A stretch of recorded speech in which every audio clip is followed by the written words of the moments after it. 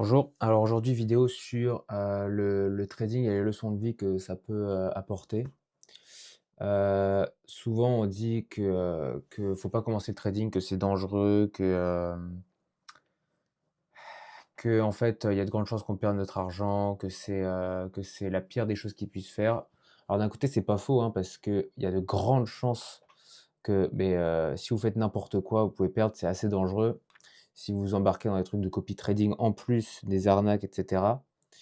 Maintenant, moi, je vous parle d'investir son temps, d'investir son argent, de l'énergie pour vraiment essayer de comprendre les marchés et essayer, hem, d'être sur les marchés activement, pas seulement d'investir, mais vraiment activement et essayer de dégager, des profits, essayer de battre le marché tout simplement, à court, à moyen terme, donc que les positions durent quelques heures jusqu'à quelques semaines, quelques mois pour, les plus macros.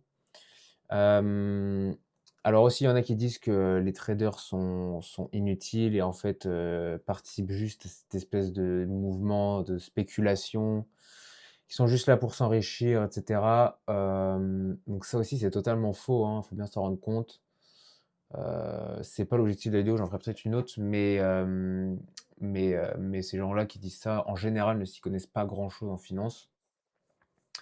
Maintenant, moi, je sais que ça m'a apporté énormément dans ma vie, la finance et le trading en particulier, hem, parce que ça m'a enseigné énormément de leçons, à commencer par, je dirais le mythe du CDI et de gagner son argent en allant bosser, pour une entreprise et d'avoir un salaire fixe et d'aller toujours le jour au travail et cetera. Alors même si c'est infiniment dur le trading, c'est très, très, très dur. Et que je suis pas encore gagnant, dites-vous, au bout de 3 ans maintenant, 3 ans de trading actif, je suis pas encore constant sur mes gains.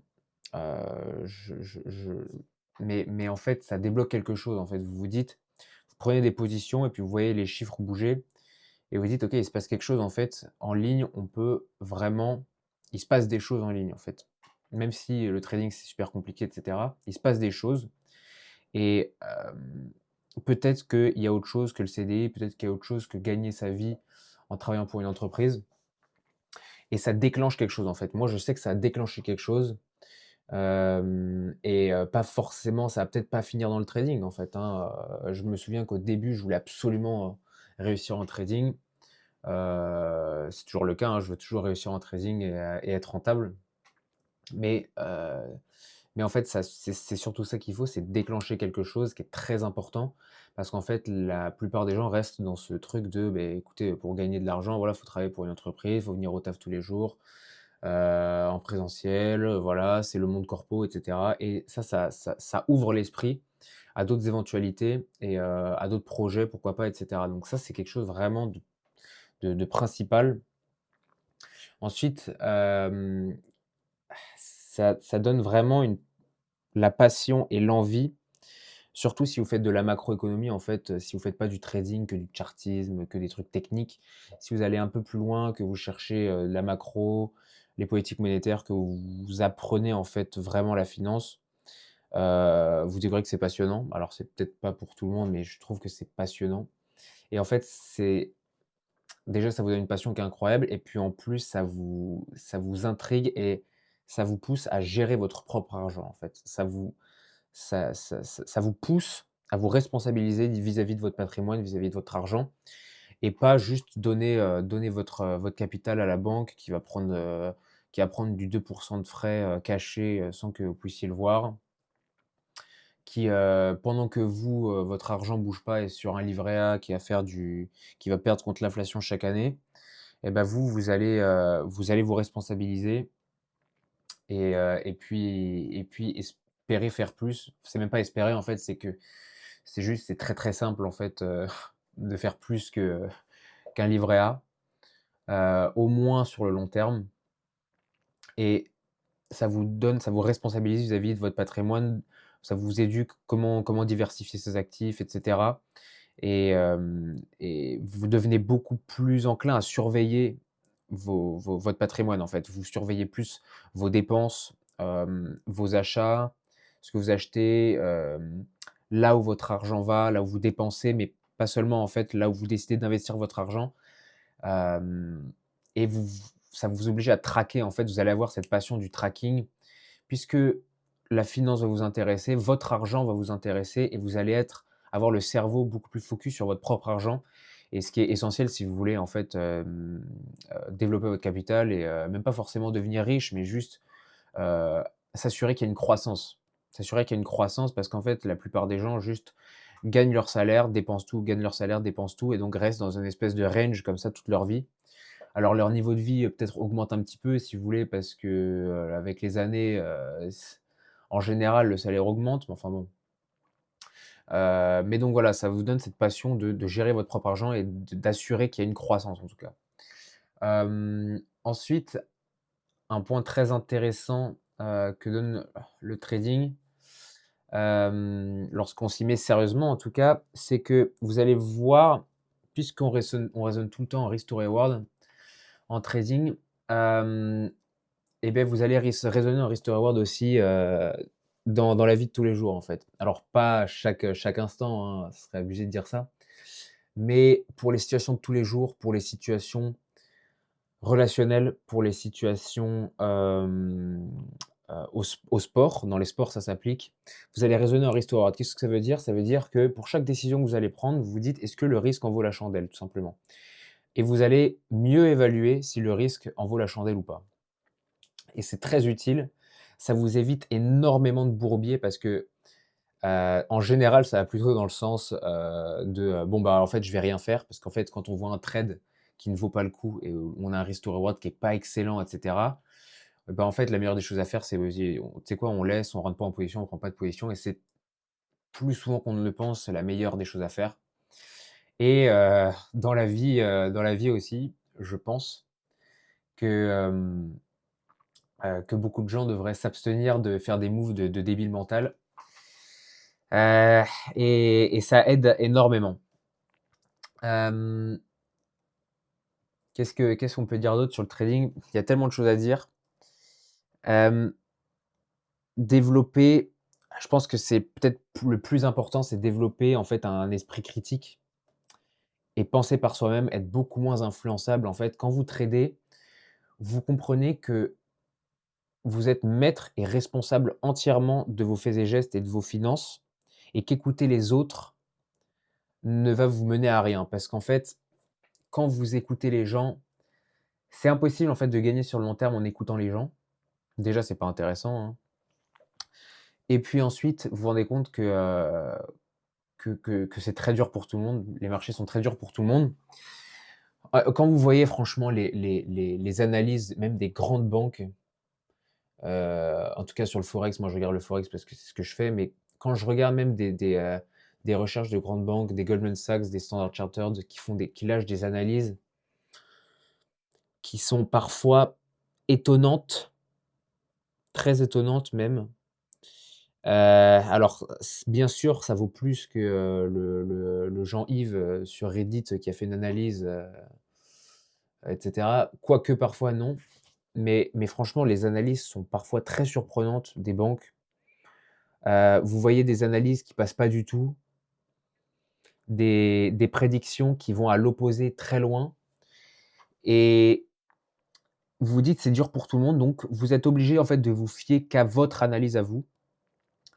Et surtout, surtout, ne pas écouter la masse qui n'est pas éduquée financièrement. Ça, c'est très important parce que la masse, c'est celle qui perd le plus en finance, tout simplement. On le voit lors des bulles et c'est des mécanismes, en fait, psychologiques de masse. Vous apprenez à vous dissocier justement de cette masse parce que c'est elle qui perd tout. En général, c'est ceux, vous savez, qui vont vous dire, «Non, non, mais ça n'arrivera jamais», vous savez, vous leur balancez un scénario qui peut arriver, hein, juste, il y a même pas besoin d'être complotiste ou quoi.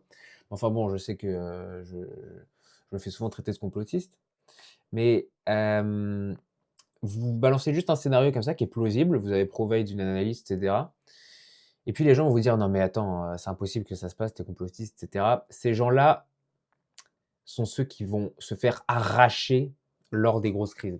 C'est ces gens-là qui vont se faire arracher et vous serez prêts et en fait, grâce au trading, grâce à la finance, vous allez développer un esprit critique, déjà en finance, parce que vous allez vous dire: «OK, si tout le monde commence à dire que c'est bon, c'est peut-être que ça pue et si tout le monde commence à dire que ça pue, c'est peut-être que c'est le meilleur moment pour acheter».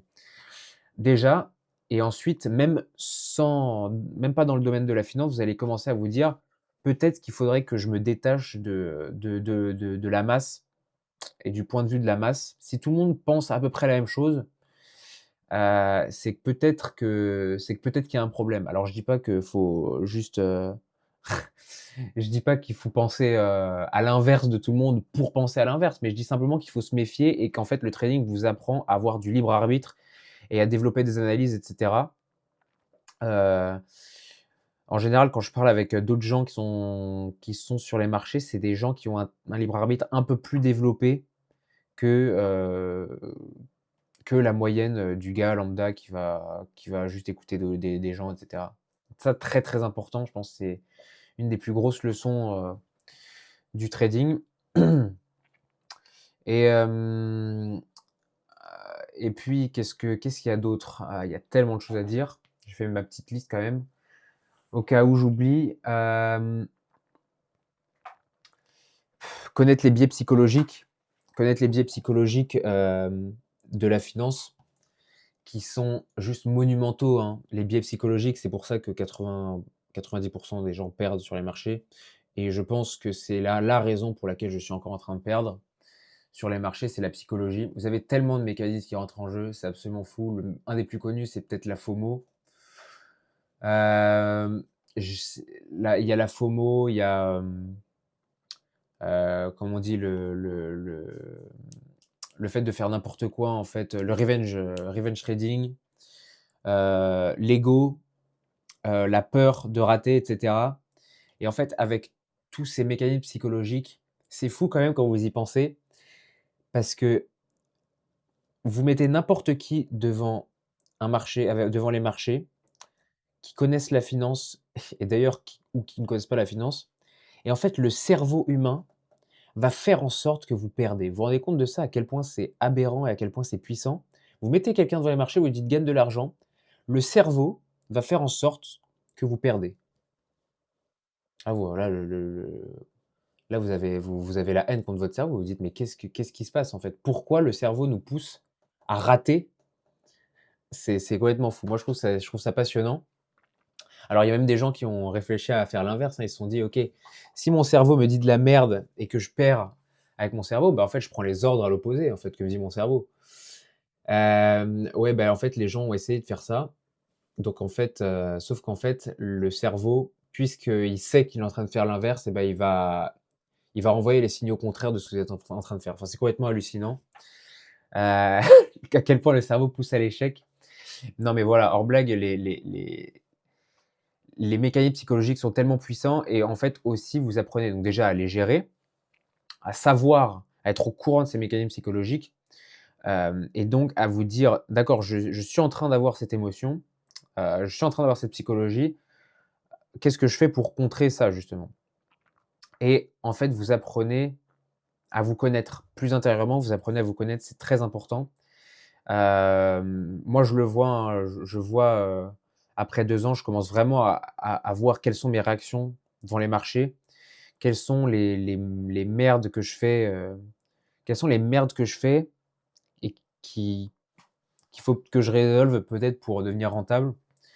Hem, mais c'est et en fait chacun, répond différemment. Par exemple, moi c'est il y a du souvent ce que je fais, c'est qu'il y a de la rage. Par exemple, quand j'étais financé Prop Firm, heu, j'avais réussi, des challenges Prop Firm donc j'avais fait 10 en 2 mois, si je dis pas de bêtises, en 2-3 mois. Et puis j'avais refait 5 en un mois, le mois d'après, donc j'étais financé. J'ai ruiné le compte et j'ai ruiné le compte. Dites-vous, j'ai fait je n'ai pas gagné sur 30 positions, un truc comme ça, je n'en ai gagné que 3 ou 4. Alors pourquoi? En fait, tout simplement, c'est parce que j'avais une vision très forte macro et juste que le marché n'était pas d'accord avec moi et je me suis entêté, entêté, entêté sur mon idée et j'ai perdu 10. Donc ce qui fait que j'ai grillé le compte Prop Firm. Donc j'avais le seum, je peux vous le dire. Maintenant je sais que je suis têtu, même si je le savais avant.